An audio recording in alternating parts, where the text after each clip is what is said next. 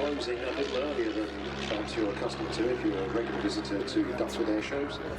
The flatline walk will be closing early. The last entry. Memphis Belle Boeing B-17 service the same year with number 43 squadron is fighting with their bound men.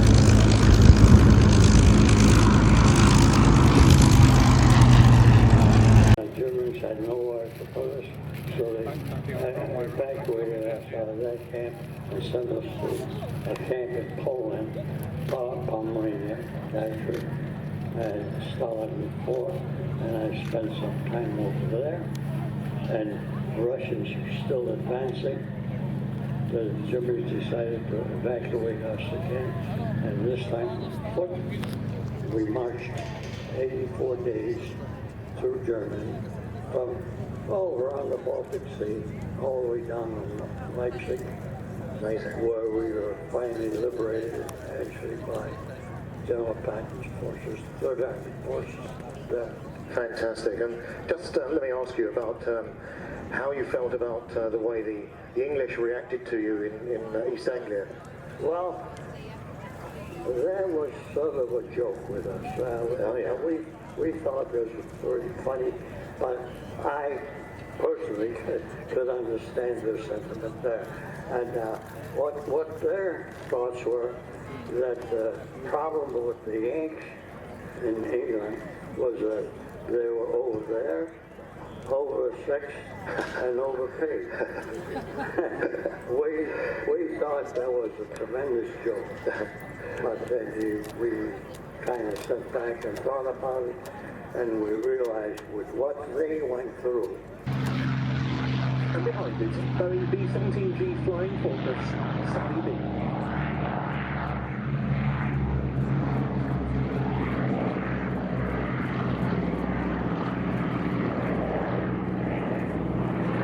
Waves of 8th Air Force fighters and bombers followed on D-Day. The second bomber wave involved no fewer than 75 squadrons of B-17s.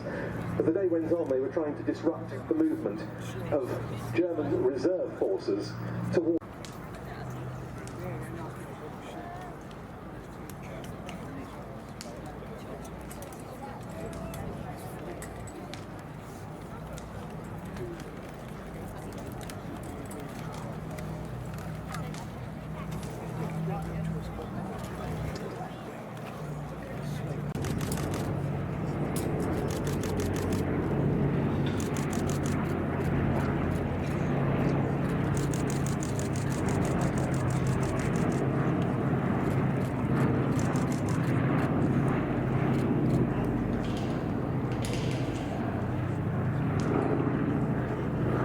Their main tactic was raids against German industrial facilities and transport and resupply networks, for example the rail marshalling yards and junctions.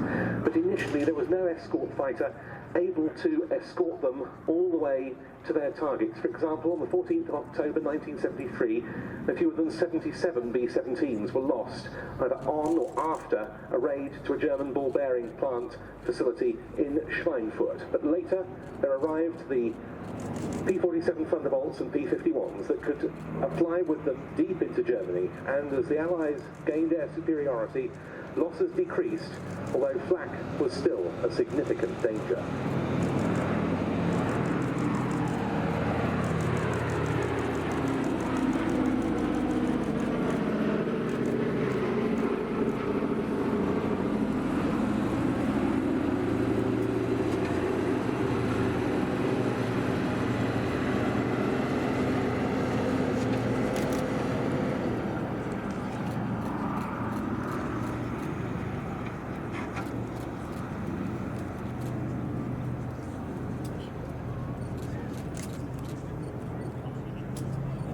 And conditions for the crews who flew on board these American heavy bombers at altitude were not the best. It was noisy, it was cold, they had little in the way of personal armour plating or protective equipment, and then there was the ever-present threat of enemy action.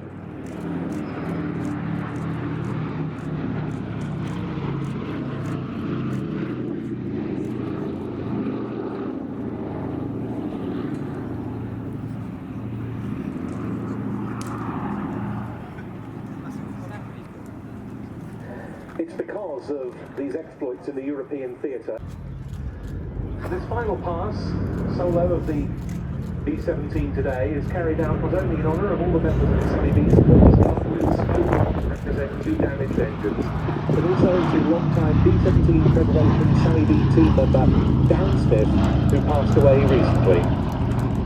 The thoughts of all the Sally B team are with him.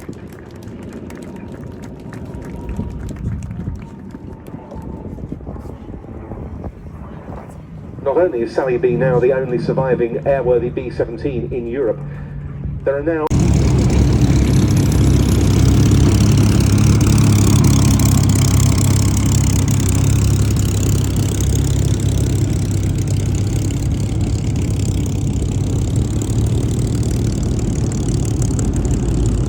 and there are